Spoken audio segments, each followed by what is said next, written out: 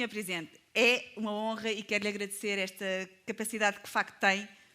Eu não sei muito bem como, não é uma pergunta, é só uma constatação, que consegue estar onde é mais preciso. E hoje era muito preciso que estivesse aqui connosco para nos ajudar a refletir. Portanto, do fundo do meu coração, enquanto Presidente desta associação, muito obrigada. Muito obrigado. Catarina, deixe-me primeiro cumprimentar os anfitriões, Fundação Gulbenkian, na pessoa do seu administrador Pedro Norton, cumprimentar a recém-designada Presidente do Conselho Nacional de Educação, muitos parabéns, várias entidades presentes, seguro aqui, um Presidente de Junta de Freguesia, e devem estar muitas mais, mas são todas e todos muito importantes esta tarde, e a mais importante é a Catarina. Porque ela é o pivô desta iniciativa. E quando eu soube que era a grande organizadora, eu não podia faltar, porque somava a ser a grande protagonista o facto de eu ser um professor. Quer dizer, qualquer um de nós é educador naturalmente desde que nasce até que morre. Educamos e somos educados. Mas aqueles, que é o meu caso, pais, avós e professores, têm uma especial responsabilidade. Depois, subsidiariamente e durante um curto período de tempo, Presidente da República, mas não é a parte mais importante da vida. A parte mais importante da vida é toda a restante. Dispara. Muito bem, então vou disparar. Assim, uma coisa assim muito abrangente. Não, mas acho que com o Presidente Jorge Sampaio correu muito bem. Telefonou-lhe. Se correu bem com ele, que tem qualidades que eu não tenho, vou tentar segui-lo. Vamos ver. O Sr. Ex-Presidente Jorge Sampaio esteve connosco 3 horas a refletir e correu lindamente. Eu sei, e se eu 3 horas... Não. Não, mas eu vou explicar porquê. Não é que eu não adorasse. Não. Mas é que tenho umas centenas de investigadores espalhados pelo mundo depois no observatório da... Mas também é preciso dizer que Jorge Sampaio não era Presidente quando veio ter connosco. Portanto, mais uma vez, reforço aqui o agradecimento. Sei perfeitamente a exigência da sua agenda. Quem é que faz a educação de um povo, Sr. Presidente? Ora bom, primeiro deixe-me dizer o que é que eu acho que é a educação. Para nos entendermos. Já agora. Bom, o que é facilitado, aliás, pela Constituição da República Portuguesa. Mesmo que ela não houvesse, eu diria exatamente o mesmo. Ela fala na dignidade da pessoa humana. A educação tem como objetivo a realização da dignidade da pessoa humana. O que às vezes também se chama noutras leis, o desenvolvimento integral da personalidade, outros dirão a realização da felicidade, que na minha opinião passa pela realização da felicidade dos outros. Ninguém vive isolado, não se vive em ilhas, e é-se mais feliz e mais realizado quanto mais realizados e felizes tornarmos os outros. E a educação serve para isso mesmo, para realmente criar um ambiente, o clima, que proporcione esse respeito à dignidade da pessoa humana, de tal maneira que, dentro das limitações que sabemos, que são muitas, porque nós não nascemos todos iguais e uns nascem mais privilegiados do que outros, eu nasci mais privilegiado do que outros, muito mais, mas dentro da relatividade das coisas, cada qual tentar realizar o mais possível e projetar o mais possível a sua dignidade em realização da felicidade, passando pela felicidade dos outros. Agora, quem é que faz isso? Exato. Quem é que faz isso? Aí há uma mudança brutal, pensando eu no tempo em que tinha, sei lá, não era jovem, porque na altura não havia a categoria social da juventude. Eu passei da infância para a adolescência e aos 17 anos para a idade adulta. Portanto, não tive essa felicidade de ter cartão jovem, de pertencer às juventudes partidárias, não, até aos 40 anos de idade, ou até aos 30 e muitos, não tive essa felicidade. Bom, mas isto para dizer o seguinte, naquela altura os agentes educativos eram a família, em Portugal, a Igreja Católica, a escola e depois subsidiariamente outras múltiplas realidades. Aos poucos, os meios de comunicação social, porque quando eu era criança não havia televisão, depois passou a haver, mas não havia ainda internet, e portanto os agentes educativos eram um número limitado de agentes educativos. Hoje, a realidade é outra. São outros os gurus, o peso da comunicação social, nomeadamente audiovisual, é brutal, e dentro dela, da nova comunicação social, a escola, em muitos casos, substituiu-se à família e tem um papel muito mais importante do que tinha nesses tempos, estou a falar anos 50, 60, e A Igreja Católica diminuiu o seu papel, as igrejas são múltiplas na sociedade portuguesa, mas têm um papel mais diminuído, sobretudo no Portugal metropolitano, e emergiram novas realidades, novos grupos de socialização, de inserção social, e que são agentes educativos importantes, no sentido amplo do termo. E, portanto, quando se fala da educação em geral e da educação cívica em particular, que, a meu ver, não são separáveis, passa por todos estes agentes. Dir-me, mas a escola é particularmente importante, mas não é, para bem ou para mal, muitas vezes o determinante. O peso dos meios de comunicação social... São mais, acho? São mais. Se formos a ver o número de horas que algumas crianças e jovens estão ligados à internet, não é inferior ao número de horas passados a falar com familiares, ou mesmo passados a interagir na escola. Podem estar na escola muito tempo, mas a interação, que é muito importante, no entanto, pode não ser tão funda, em muitos casos, até porque há uma dispersão maior, nas turmas, do que naquela relação direta com meios de comunicação, que já não são a televisão, a partir de certa altura, a televisão generalista, ou mesmo a perder algum terreno, certo? É ultrapassada, sim. Mas ainda tem peso, mas nos jovens menos do que nas crianças, mas a internet tem um peso brutal. E, portanto, na educação em geral e na educação para a cidadania em particular, sendo a escola muito importante, não podemos esquecer os outros agentes. Então, e como é que fazemos, Sr. Presidente? Que responsabilidades temos nós na construção de uma sociedade e de escolas com base na formação dos direitos humanos e que possam estar lado a lado a caminhar com as outras aprendizagens mais formais, a matemática, o português, as línguas, as artes, de uma maneira geral. Como é que... Como eu coloco a questão, começa mais cedo. Sendo certo que hoje há pré-escolar, que não havia. Eu pertencia aos privilegiados dos privilegiados que tinham um ensino infantil, mas éramos uma minoria muito minoritária. A grande maioria dos portugueses não tinha pré-escolar. Hoje há um número significativo que tem pré-escolar. Mas, digamos assim, a vivência, a formação para os direitos humanos. Os direitos humanos quer dizer os direitos de cada um de nós e de todos. Começa na família. E o Sr. Presidente teve isso quando era pequenino? Começa no exemplo que se dá na família ou não. Teve isso, discriminações, não discriminações. E falaram-lhe disso quando era pequenino? Não violência, não racismo. Quer dizer, na maneira, discriminação de género ou não. Quer dizer, tudo isso começa, desde logo, muito mais cedo do que se pensa, dizem os psicólogos, os especialistas nessa matéria, começa desde logo naquilo que se diz, nas separações que se fazem, nos tratamentos que se introduzem. Depois continua, e por isso é que eu disse o peso da comunicação social naquilo que se vê na comunicação social. E que é muito impressivo, essas imagens são muito impressivas. Eu há muito tempo defendo uma tese um pouco arrojada, deve ser, sobretudo como uma pessoa de formação tendencialmente conservadora, que é que temas como a violência, como a discriminação, como a toxicodependência, como a relação com o sexo ganhavam em serem objeto de educação o mais cedo possível. Porque é uma ilusão achar que a criança não contacta com eles, nem que mais não seja na internet ou, antes disso, na televisão. E, portanto, não fala com a família, não fala, porventura, até determinado momento, com aqueles que a acompanham, educadores e depois professores, mas é uma realidade que existe. E, portanto, a mim eu devo dizer o seguinte, mais importante, também falaremos disso, do que haver disciplinas de educação cívica, de formação para os direitos humanos, é o que fica antes,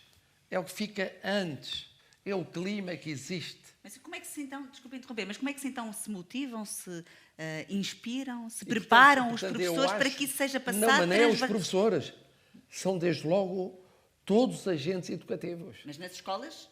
Pois vamos à escola. Pronto, já percebi que era funilar para a escola. A minha teoria é que Às tantas, o que acontece Na- é que na se bre- na delega nas escolas Certo. toda a responsabilidade, como se os professores pudessem substituir-se a realidades pré-existentes ou que coexistem com aquilo que se passa na escola, na família. Há meios familiares ou sociais onde há discriminação. É verdade que a escola deve ser um fator de correção. De atenuar. Mas talvez não fosse pior começar por pensar nos outros agentes educativos que devem ter a mesma sensibilidade, a mesma formação. E muitas vezes é difícil terem. Mas vamos à escola. Bom, a escola é muito simples. Eu Acha acho que que deve haver uma desde disciplina? pré-escolar, Sim. desde o pré-escolar, que é fundamental que isso seja vivido naturalmente. Não é preciso fazer uma teoria dos direitos humanos. É preciso viver Mas os deve ser direitos transversal nas várias disciplinas, Sr. Claro, Presidente. É isso? claro. E em todos Eu, os níveis de eu ensino? dou-lhe um exemplo, bem sei que é o mais fácil de todos, que é na universidade. É de longe o mais fácil. É mais difícil no secundário, No secundário é mais no difícil, básico, tem matemática, é como é mais que se difícil. fala de direitos Quanto mais cedo for, mais difícil é ser-se professor. É mais difícil fazer isso. Mas eu, por exemplo, quantas vezes não alterava a matéria de uma aula para ir buscar exemplos fundamentais em termos de vivência e direitos humanos. Mas para mim era fácil, porque era em direito, era em ciência política, deve ser muito mais. Mas acho possível em história, acho possível em português, acho possível em... Admito que possa parecer mais difícil em matemática, em química ou em física. Mas como é que se preparam esses professores? 1 minuto, 2 minutos, 3 minutos. A falar de cidadania e desenvolvimento e de Não é direitos humanos? fazer cidadania, é pegar É encaixar. exemplos. É pegar exemplos. Olha, o que aconteceu nesta escola foi isto, não devia ter acontecido. Ou aconteceu isto, sabem porque é que foi bom que tivesse acontecido? Por esta razão. Custa 2 minutos, 3 minutos, 4 minutos. E é a única maneira de ser eficaz. Porque se é só, não é que eu seja contra, A disciplina. A haver existência da disciplina de disciplinas, haver cidadania e disciplinas desenvolvimento. ou haver módulos Sim. formativos de debate, muito cedo. Quanto mais cedo, melhor, pró e contra, sobre temas que se prendem sobre direitos humanos. Em que as pessoas são divididas em grupos e tal, primeiro defende pró e depois outro defende contra, e depois mudam para terem os vários pontos de vista da realidade. Que, aliás, é uma prática anglo-saxónica e dos países nórdicos muito antiga. Acho isso positivo. Mas eu penso que tem que ser um espírito vivido por todos na sociedade. E pelos professores como um todo. É difícil, com as matérias apertadas, com a falta de tempo, com a corrida contra relógios que Com uma escola que está realmente dar essas cansada matérias também. no básico e depois no secundário, é muito difícil. Mas que diabo, eu acho que por aí passa a imaginação e passa o clima que se puder criar, de acordo com o projeto educativo das escolas, num país em que ainda por cima esse decorre naturalmente a vivência constitucional. Quer dizer, agora, em que direito humano é que se vai falar? É o direito à educação, é um exemplo, é o direito à saúde. Não, é o direito à reforma, à segurança social. Não, é o direito à cultura. São direitos económicos, são liberdades políticas, porque muitas vezes faz coincidir direitos humanos apenas com as liberdades políticas. E com a participação, é evidente que uma escola onde a participação for mais intensa está a exercitar esses direitos de participação. Sim, o espírito Mas tem que estar crítico também. atento também aos direitos económicos, sociais e culturais. E isso passa, dir-me-á, é preciso formação dos professores. É É isso. preciso formação dos cidadãos. Não é dos professores, é de todos nós. É de todos nós. É de todos nós. Claro que, digamos, nos professores é mais pesado o encargo porque têm uma responsabilidade aquela multiplicada por currículo. não sei quantas pessoas de várias idades e que vêm de... E aí entram questões tão complexas como ter a sensibilidade para o meio social em que se move aquela escola. De onde é que vêm aquelas crianças? Eu lembro sempre de um exemplo que me impressionou imenso, porque é anterior a tudo isto que vivemos hoje. Eu era candidato à Câmara de Lisboa. E a certa altura eu fui ver uma escola que me diziam que era exemplar, a Escola do Leão, que ficava junto ao Instituto Superior Técnico. E era ótimo, e tinha classificações ótimas, ainda não vi os rankings, mas já era considerado ótimo, é muito bem, e pedagogicamente era o máximo. E comecei a perguntar àquelas meninas e àqueles meninos de onde é que vinham. Não havia ninguém que vivesse ali. Vinham todos de fora. De propósito para a Porque escola. os pais trabalhavam ali. à volta, Sim. em escritórios, no técnico, Vinha. ali, acolá e tal. Ora bom, era, portanto, uma comunidade cuja coesão só lhe vinha de se encontrar na escola ao longo da semana. E a certa altura houve anos em que eu fiz o seguinte, sempre me pareceu um absurdo os currícula do ensino básico e secundário serem feitos por professores universitários. Sempre me pareceu um absurdo, mas é uma tradição. Isto é, porque eu não tenho a mínima experiência de ensinar no básico e no secundário. E, portanto, pode ser teoricamente muito bom, mas depois não sabe o que é ensinar. Que eles intervenham muito bem. Agora está melhor. Agora está melhor. Mas noutros tempos eram, sobretudo, professores universitários. E então eu decidi o seguinte, de modo próprio, minha decisão. Vou visitar escolas básicas e secundárias para perceber como é que estão a ser formados aqueles que chegam depois, aos 17, 18 anos de idade, à Faculdade de Direito do Estado de Lisboa. E então tive surpresas espantosas, não pondo os nomes às coisas, para explicar como é que depois é mais fácil ou mais difícil viver os direitos humanos. Uma escola, que aliás muito boa, tinha uma peculiaridade. Os professores do mesmo grupo de disciplinas de dia e da noite nunca se tinham encontrado.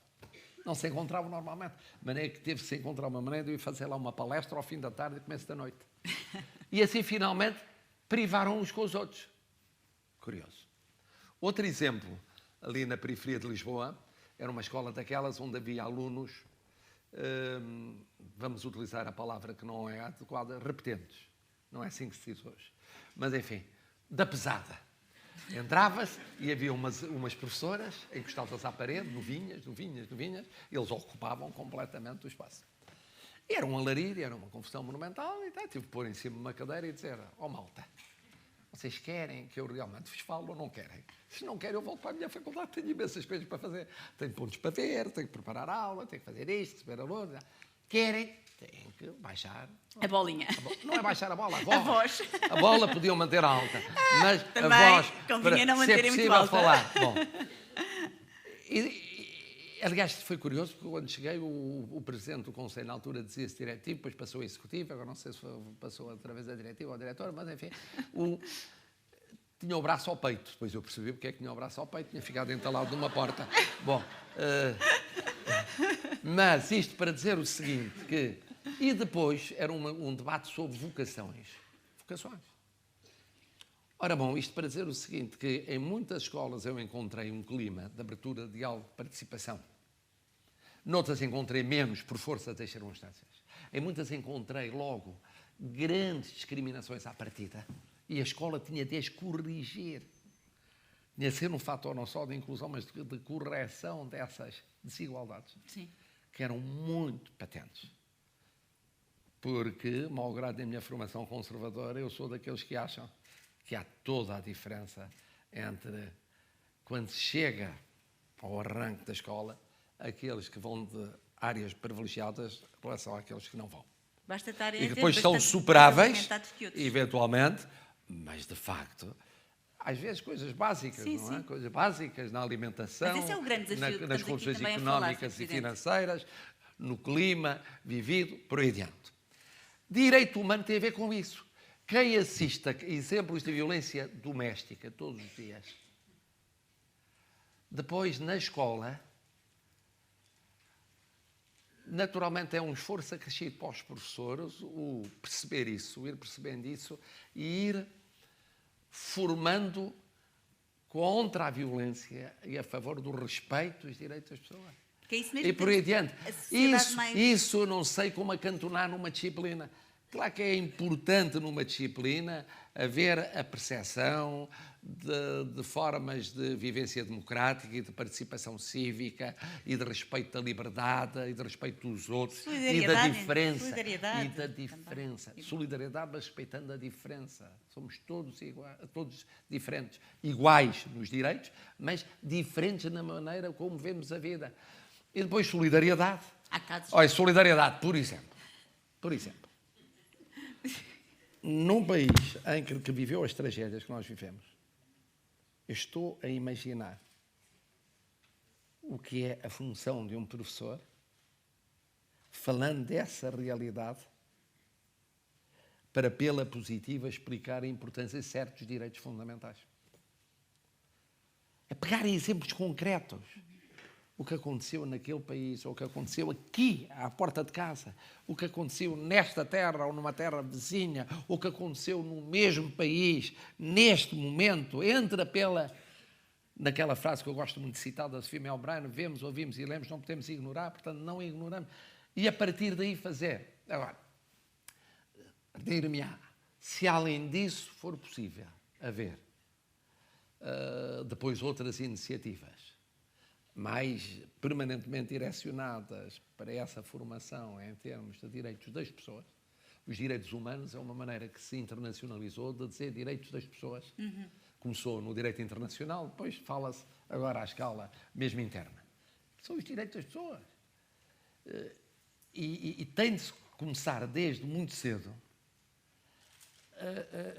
a perceber a importância desses direitos. Sistematicamente. Bom, pergunto. Não, porque eu digo que nós estamos aqui a tentar perceber é como é que se constrói, não é só fechado nos direitos humanos, é no fundo esta tentativa de construirmos uma sociedade bastante mais justa, igualitária, certo? Mas são inseparáveis, por isso é que eu falei nos direitos sociais, porque era possível haver só participação com desigualdades. A ideia é que verdadeiramente não há direitos políticos rigorosamente iguais se os direitos económicos, sociais e culturais nos não forem. Certo. Porque, de facto, teoricamente, tem-se o mesmo direito de voto, a mesma liberdade de expressão, mas tem-se os mesmos meios económicos e financeiros para exercer a liberdade de expressão e de participação. Não se tem. Não se tem. Por isso é que é indissociável a justiça social da realidade da democracia política, do pluralismo, da liberdade política. Estão intimamente ligados. Uma sociedade mais justa, ou como se diz agora, com maior qualidade de democracia, é aquela que não é apenas uma democracia política, é uma democracia também económica, social e cultural. Sr. Presidente, nós somos um povo, assumidamente, e já o ouvi assim dizer imensas vezes, eu própria, enquanto comunicadora, na minha estação de televisão, cada vez que convocamos o público, é incrível a forma como o público português, o povo português, se une em causas muito específicas. No passado, estou-me a lembrar de Timor-Leste, mas no presente, infelizmente, as tragédias dos incêndios têm mobilizado Portugal inteiro. No entanto, assim, ao mesmo tempo que somos tão generosamente, às vezes irracionalmente, cooperativos e solidários, temos índices muito preocupantes na área da violência doméstica, violência familiar e exatamente as discriminações que o Sr. Presidente estava a falar, cor, socioeconómicas e até outras. No caso dos refugiados, também houve alguns movimentos não abonatórios em relação à nossa participação com os refugiados. Como é que se promove a prevenção? Essa é a tal cultura cívica que tem que ser vivida na sociedade. E eu, talvez por deformação, ter conhecido os meios de comunicação social, acho que os meios de comunicação social têm um papel fundamental nesse particular. Fundamental. Os anúncios podem contribuir para acentuar discriminação ou ultrapassá-la, esbatê-la. As reportagens. Às vezes coisas até que as pessoas não notam. Os reality shows. Os reality shows. É a favor deles? Que têm. Bom, os reality shows que acabam por, em muitos casos, acentuarem horas de audiência brutal, traços que são o contrário do que tinha acabado de passar nos noticiários. Nos noticiários passam determinadas mensagens, pois no reality show passa o quê? A supremacia do homem sobre a mulher. Exatamente. Passam histórias... Violência até. A violência. Certo. Às vezes roça alguma xenofobia, outras formas de discriminação. Homofobia também. E isso é uma coisa muito importante porque esta é uma luta todos os dias. Nós temos a ideia de que, e é correta, de que cultural e civilizacionalmente vamos subindo patamares à medida que ultrapassamos essas clivagens, essas pré-histórias, esses condicionamentos, essas limitações. Mas a mim preocupa muito, por exemplo, eu vou dizer-lhe, nos últimos anos de ensino apareciam alguns jovens professores e jovens alunos portadores de mensagens que eu julgaria ultrapassadas. Ou por uma questão de afirmação da diferença, querer ir contra a corrente, quer por repescagem daquilo que consideravam erradamente, ou não interessa, como raízes históricas, fundamentais e outras assim. E isso é mais preocupante, porque é gente nova que aparece com ideias, eu não ia dizer velhas, mas ideias que verdadeiramente eu julgaria já ultrapassadas em termos de vivência. Dirão, é uma minoria, mas isto só para dizer o seguinte, esta batalha, como todas as batalhas culturais, é uma batalha todos os dias. Todos os dias. É uma questão de ver a televisão com atenção, ler os jornais com atenção, e às vezes ouvir a rádio. Nós encontramos pequenos sinais de como aquilo que consideraríamos ultrapassado por essa tolerância, por essa capacidade de diálogo e de compreensão, por essa aceitação da diferença, pela solidariedade, surge questionado, subtilmente, mas questionado. Portanto, tem que ser reafirmado permanentemente. E claro, e depois eu tenho uma teoria. Os mais privilegiados têm uma responsabilidade maior. Aqueles que têm posições de maior responsabilidade têm uma responsabilidade maior. Aquilo que disserem, para um lado ou para o outro, tem muito peso. Tem muito peso. O que diz o professor tem muito peso.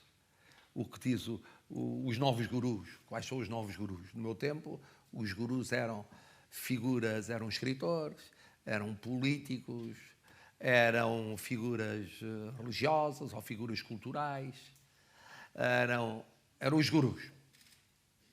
Hoje os gurus são muitas vezes do desporto, do showbiz, não, mas é verdade, do mundo mediático, e esses têm uma responsabilidade enorme. Porque aqueles que olham para eles não querem só copiar o cabelo, a maneira como se penteiam, a polpa que usam ou não usam, a roupa que usam ou não usam, acabam por querer copiar também, involuntariamente, insensivelmente, as suas ações, não é? as posturas, as suas posturas assumidas. E que têm agora um peso brutal, porque chega a milhões de pessoas instantaneamente. Esses são os gurus de hoje.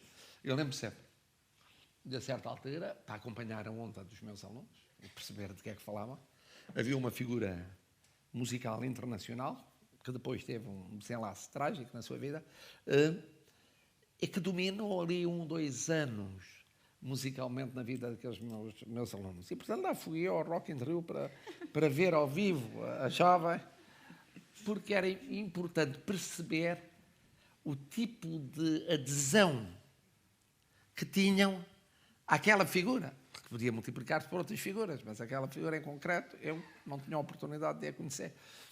Mas isso também é uma responsabilidade dos professores, não é fazer isso sistematicamente, mas é compreenderem aquilo que cada geração traz, ou de ideias novas, ou de expressões novas, de dizer ideias antigas. Para se perceber, não apenas na linguagem, mas perceber realmente em que fuso é que estão a funcionar. A Finlândia é um caso de sucesso no que diz respeito à educação e onde os professores têm um bocadinho esse papel que o Sr. Presidente estava a dizer. Não sei se são gurus, mas têm um papel... Mas a Finlândia, como outros países nórdicos, muito cedo resolveu o problema da discriminação de género. Logo, certo. Muito cedo resolveu o problema de outras discriminações. Muito cedo adotou posturas na escola a multiculturalidade muito também, certo, inclusiva. A coesão social é maior, de uma maneira geral, porque a coesão económica e financeira é maior, as desigualdades são menores, quer dizer... Certo, mas... E, portanto, é pegar em exemplos que nós às vezes temos gera as crises de forma a não ter crises muito, muito agudas, e quando as tem, corre risco, como teve recentemente com o aparecimento de um partido hipernacionalista e quase roçando a xenofobia, que depois foi digerido, e que para a sociedade finlandesa foi um escândalo a certa altura. Mas, aliás, hoje, devo dizer que isso preocupa-me, porque precisamente há uma onda que se verifica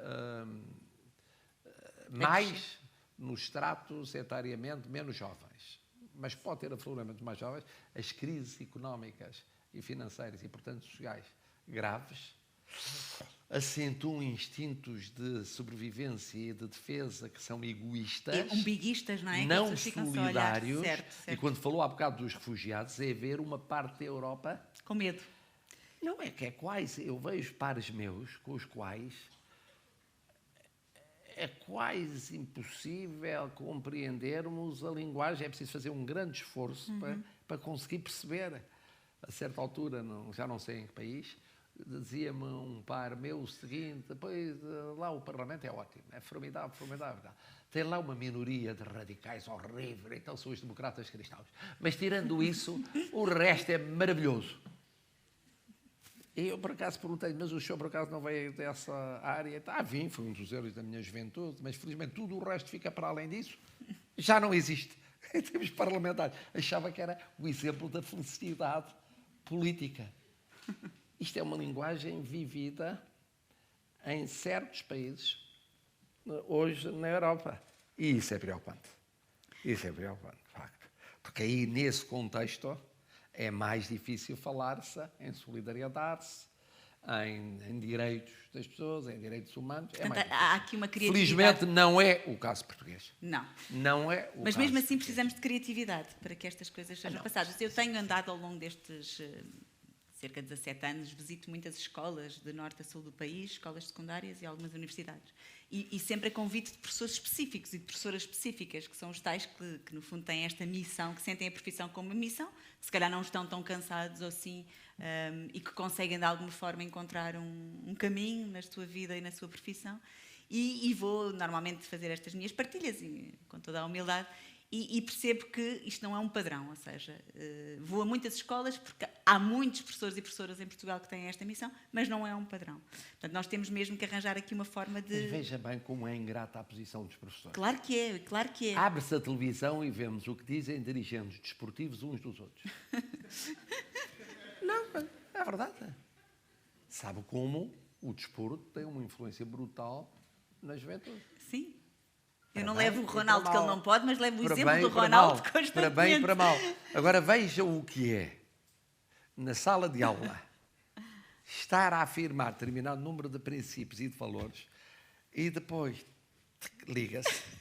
Ainda por cima do domínio da paixão, porque é o domínio da paixão que existe nessas áreas. Eu às vezes tenho dificuldade em explicar isso a alguns amigos meus dos chamados, entre aspas, intelectuais, porque não sabem o que é o mundo que lhes passa à parte.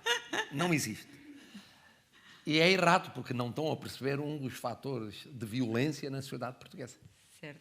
A violência no desporto não é violência nas caneladas são as caneladas... No português, muitas vezes, não é? Se fosse só no português, é mais do que no português. Esses comportamentos não contribuem para um clima cívico de solidariedade, de apaciguamento, de tolerância e de compreensão. Nós aqui na Corações com Coroa temos um projeto há já 2 anos, que tem o apoio também agora da Secretaria de Estado da Igualdade e da Cidadania, que é exatamente contra a violência no namoro. Chama-se CCC Vai à Escola, nós vamos às escolas do país todo e temos um projeto que, no fundo, aborda as questões da violência no namoro e do bullying, que é uma situação de veras preocupante que está a aumentar, e eu tenho verificado, ano após ano, que está a aumentar a violência no namoro.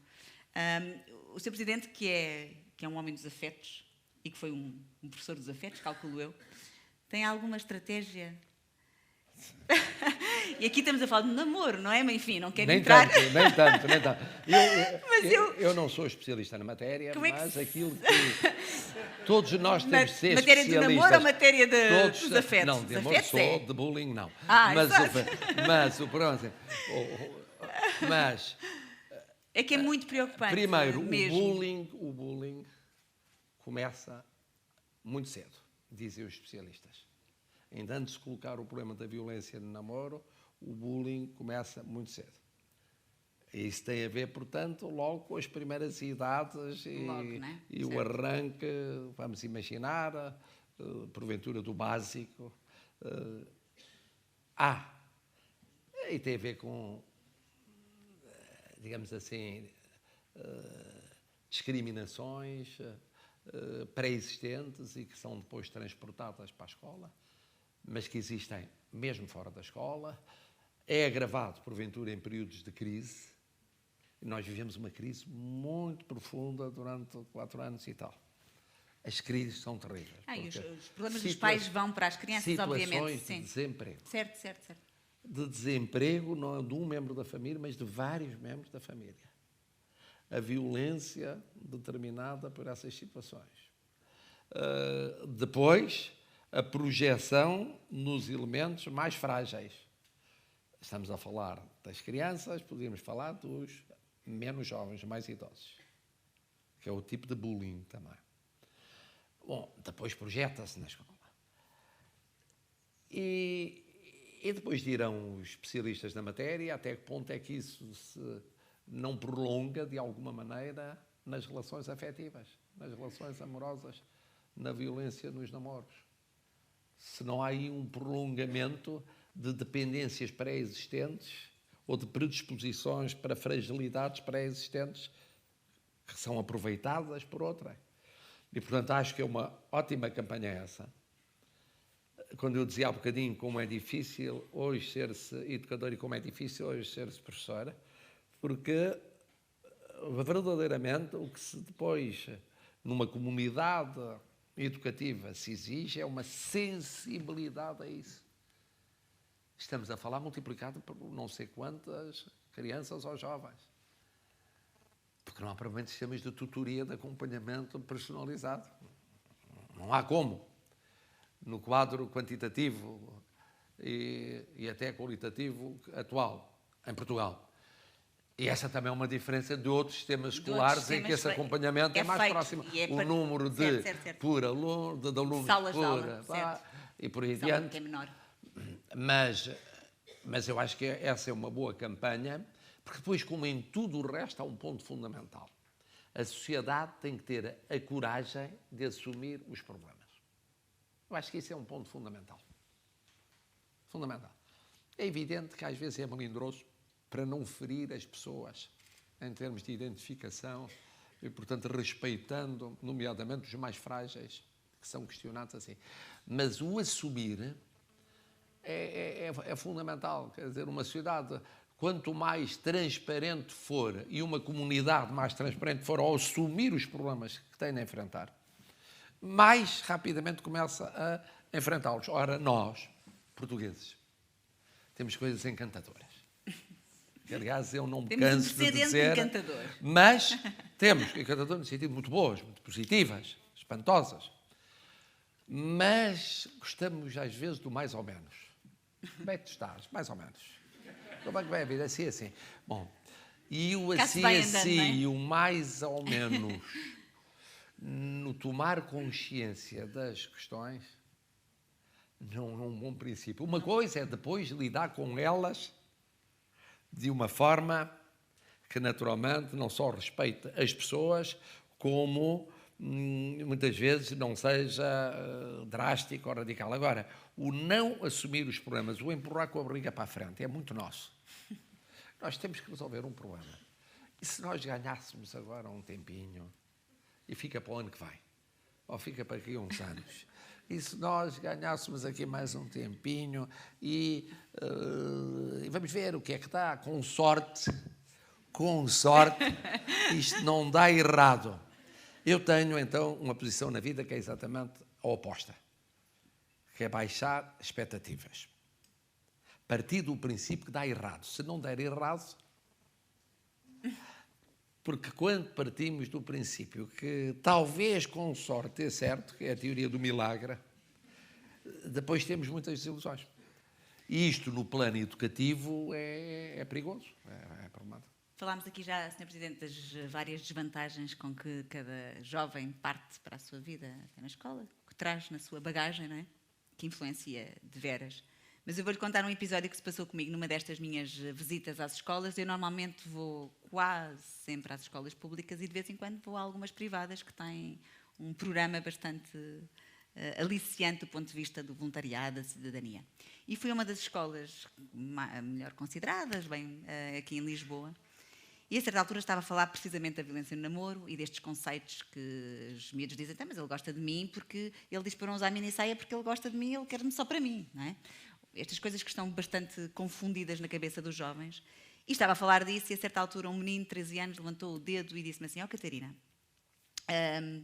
estão sempre a dizer-me, eu estou sempre a ouvir aqui na escola os meus professores dizerem que a educação é a solução para todos os problemas.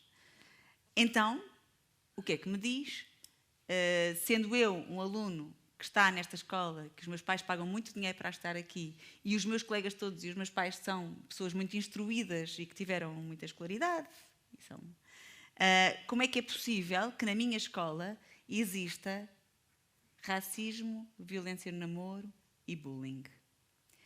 O que é que o Sr. Presidente acha que eu deveria ter respondido? Aqui isso não depende da escola ser mais cara ou mais barata, ou não. Quer dizer, depende de facto... Terem educação ou não, os pais, os níveis... Ora, e aqui é um ponto que temos de tocar, que é o seguinte. Que era aí que eu lembro que uma vez, naquelas palinódias tinha televisivas, semanais... Como é que lhe chamou? Palinódias, é uma expressão muito antiga, já ninguém usa. Pois é, eu não devia usar. Não, eu tenho vindo a reduzir o meu vocabulário nos últimos anos letivos, porque há coisas que já não se diz, porque passaram de moda. Mas o que acontece é que naquelas charlas, naquelas coisas, etc. Bom, eu a certa altura dizia o seguinte, eu tenho de admitir que há uma responsabilidade nossa. Falava dos professores, os professores da nossa, agora encarregados de educação, entre aspas. Pais, avós, têm um papel cada vez mais relevante nessa matéria, outros familiares. Temos aí um papel fundamental e, de facto, não podemos achar que se pode atirar toda a responsabilidade para os professores, como se não houvesse um determinado contexto familiar. E em muitos casos, depois dava vários exemplos. Eu tinha sido presidente de uma associação de pais e como era difícil mobilizar os pais, a menos que os meninos reprovassem. E então, na altura em que reprovavam e tal, apareciam um a tal, por causa daquele problema específico e tal, mas tudo o que era coisas preventivas, formativas, iniciativas e tal, não aparecia. E queixava-me disso. E aí recebi uma carta, ainda se escreviam cartas, ou já não sei se, ainda foi fax, já não carta, mas fax, mas ainda não era mail, bom, mas podia ser, hoje seria mail, obviamente, a dizer assim, isso é muito bonito, ó professor, mas se tivesse a minha vida, eu gostava de saber que tempo é que podia dar aos filhos. Que eu saio às tantas assim, tenho isto, vou daqui para não sei o que mais trabalhar, volto a não sei o que mais e tal, e tal. Isto é, as casas transformaram-se em paragens de autocarro ou de caminhonete, em muitos casos. As pessoas cruzam, lá, estás bom. Olha, e tu vais para onde? Vou para ali. Então, obrigado, eu vou para ali. Então. Bom, e as pessoas cruzam-se. Cada vez mais difícil terem refeições em conjunto, os encontros por causa dos horários, das condições de trabalho mais complexas e, portanto, em muitos casos eu depois compreendi que estava a ser injusto porque era a vida deles que não facilitava esse tipo de acompanhamento. Mas encontrei muitos pais privilegiados, conheci muitos pais privilegiados que não tinham a mínima ideia do que se passava e, portanto, era muito difícil sequer estar a falar de certos temas, a vivenciar determinado tipo de princípios ou de valores e tal. Portanto, e achava-se que a escola ia resolver esse problema. Então, se a escola durasse 24 horas, melhor. Porque entravam às tantas, às 8 da manhã, saíam à meia-noite, ou mesmo de madrugada. Isso era verdadeiramente o ideal e os professores, portanto, ficariam nos tempos letivos, nos pós-letivos, nos pós-pós-letivos, nos pós-pós-pós-letivos, acompanhariam tudo aquilo que a comunidade envolvente não acompanhasse. Isso é uma ilusão, porque depois o que acontece é que, e então a partir de certa idade é muito evidente, se criaram novos grupos de aculturação ou de socialização. E começou por ser apenas no Portugal metropolitano, nas grandes áreas metropolitanas, mas depois alargou-se. Os mais variados, com os pretextos diferentes, grupos culturais, desportivos, grupos, sei lá, de mera afinidade em relação a determinado tipo de temáticas. Bom, e que existem e têm o seu peso e que funcionam com os seus líderes e que têm a sua vivência interna. Já há literatura sobre isso, a mostrar essa realidade. É uma realidade que passa pela escola, mas não tem a ver com a escola necessariamente, não tem a ver necessariamente com a família. Estou a partir de certa idade, tem muito pouco a ver com a família. Portanto, o partir do princípio que uma escola, porque é mais cara ou menos cara do que a outra, necessariamente proporciona no seu projeto educativo, na maneira, sobretudo, como vive, mais inclusão, mais solidariedade, mais vivência participativa, etc., do que outra, é um bocadinho básico. Não é assim que se passa. Conheço exemplos mais variados. Portanto, há um terreno imenso, Sr. Presidente, para nós trabalharmos. Sim, porque cada escola é uma escola, não há duas escolas iguais, e é um terreno imenso onde trabalhar. Um terreno imenso onde trabalhar. E esse é um desafio de todos, quer dizer, é dos professores, sem dúvida, mas é de toda a sociedade portuguesa. Temos que sair daqui, e já estamos a sair bastante inspirados por si, para trabalharmos esse... É verdade, para trabalhar. E havia muita... Agora, eu sou uma pessoa com esperança, quer dizer... Exato, é um otimista. Eu sou um otimista realista. Realista, sim. Eu ia acrescentar. É o que eu uso para diferenciar de outras formas de otimismo. Que respeito, com as quais me dou muito bem, mas que são, às vezes, um pouco irritantes. Mas isto para dizer o seguinte... É só assim esperar que aconteça, não é? O realismo está neste problema, quer dizer, temos de estar atentos permanentemente aos sinais dos tempos. Quer dizer, a sociedade, as dinâmicas sociais são imparáveis. E um educador tem de antecipá-las, tem de antecipar. Claro. A melhor defesa é o ataque. Antecipar. Para antecipar é preciso perceber o mais cedo possível. Quem demora muito tempo a perceber, depois reage sempre tarde, vai a reboque dos acontecimentos, e a reboque dos acontecimentos é sempre a reduzir, a minimizar perdas. O educador não pode fazer isso. Portanto, olhinhos abertos, quer dizer, o que é que esta nova leva de alunos traz de novo? Que novos problemas na sociedade portuguesa? E também não é muito difícil ir olhar à volta e ver quais são os problemas no período de crise. Aumentaram as desigualdades. Aumentou a violência, aumentou a injustiça, aumentou a tensão na sociedade portuguesa, portanto, aumentou a tensão na escola, aumentou a tensão na família. Bom, mas depois a saída da crise não é um processo simétrico no sentido correspondente a este. É muito mais lenta a saída. É muito desigual. E deixa muitas marcas, não é? E as marcas são duradouras. Quer dizer, aquilo que foi vivido no período de crise prolonga-se na vida das pessoas. É um bocadinho como a estaque. Quer dizer, cada um de nós que faz um ataque fica lá para o resto da vida. Não quer dizer que a pessoa não possa viver com ataque e não possa fazer milhentas outras coisas e até ter uma saúde que lhe permita ver nada. Mas ficou lá marcada a ilusão de que esses tempos de crise não marcaram. Estão lá. E quando apanharam crianças ou jovens em 4 anos decisivos, e apanharam famílias deles em 4 anos decisivos, que desconstruíram realidades que só parcialmente foram depois reconstruídas. É uma ilusão achar que é possível. Há 2 ilusões. Uma é achar que se pode voltar ao ponto em que nos encontrávamos no momento em que começou a crise. Isso não há. Não há. E muito boa gente achava isso. E raciocinou assim e não percebeu o que estava a passar. Segundo lugar, é uma ilusão achar que os efeitos dessa crise não obrigam a olhar para a situação pós-crise de uma maneira diferente como daquela... Como se não tivesse havido crise, não é? Se não tivesse havido crise. Nós, em direito, temos uma coisa que eu extermino, uma coisa que nós achamos que resolve o problema, que é a reconstituição da situação atual hipotética. Que é a pessoa estava assim, depois sofreu blá, blá, blá, e vamos reconstituir, colocando a pessoa naquilo que imagina que seria a sua vida se não tem acontecido a crise. Atenção, essa imaginação fica sempre aquém da realidade. Porque a crise deixou traços e temos de olhar para esses traços para a tarefa da reconstrução. Mas eu acho que já ultrapassei o limite. Já ultrapassou. E eu não tenho o talento do Presidente Jorge Sampaio. Portanto, 3 horas. Ficar... Eu vou chegar a casa do Fernando e dizer, Presidente Jorge Sampaio é um gênio. Mas está a ver que está toda a gente a querer ouvi-lo e aqui, exatamente. Ficaria 3 horas. Eu tinha mais de metade das perguntas para lhe fazer, não as fiz. Umas foi-me respondendo, como era de calcular. Outras ficará... Fui evitando. Outras foi evitando. E outras fica para uma próxima oportunidade, porque eu sei que o Sr. Presidente diz sempre sim. Não estou já a convidá-lo, mas pronto, estou a deixar assim aberto.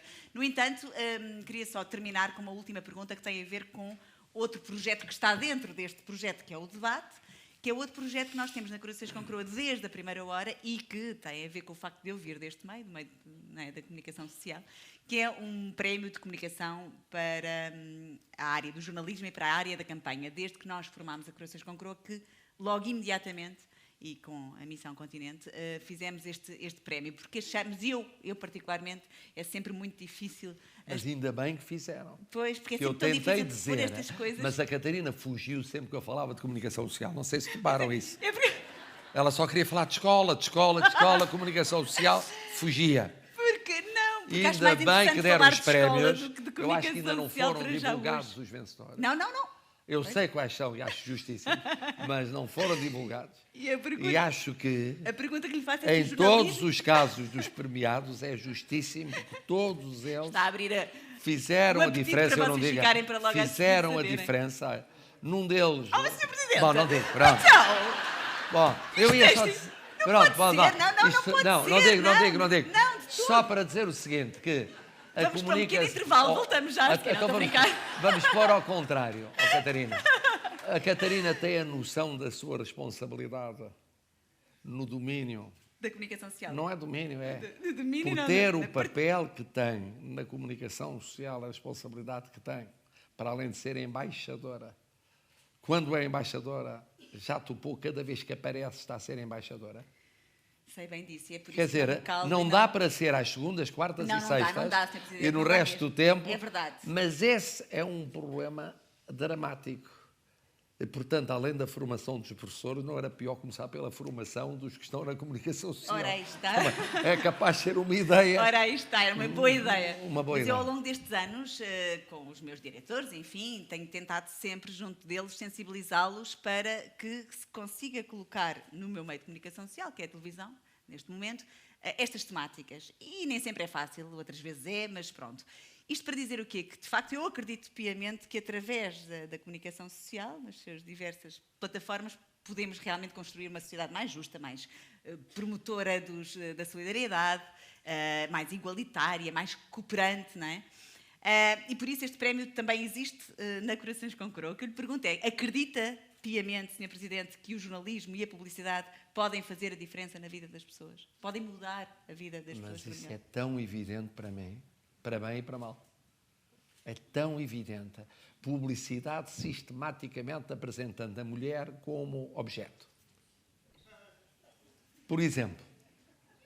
Ou, por exemplo, agora vamos para um que é menos politicamente correto. A publicidade que quer procurar o ser perfeito. Se usarem isto, conseguem isso. Não há seres perfeitos. A ideia da perfeição é uma noção totalmente desrespeitadora da dignidade da pessoa. Somos todos imperfeitos, e ainda bem que somos, e diversamente imperfeitos. E, no entanto, há muita publicidade que diz com isto consegue, com isto consegue. E a ideia da perfeição. Não há perfeição. Eu, então, adoro aqueles anúncios em que aparecem as pessoas tal como são, efetivamente, no comum dos mortais, e que não são todos, Catarina Fernandes. Bom. Sr. Presidente, muito obrigada.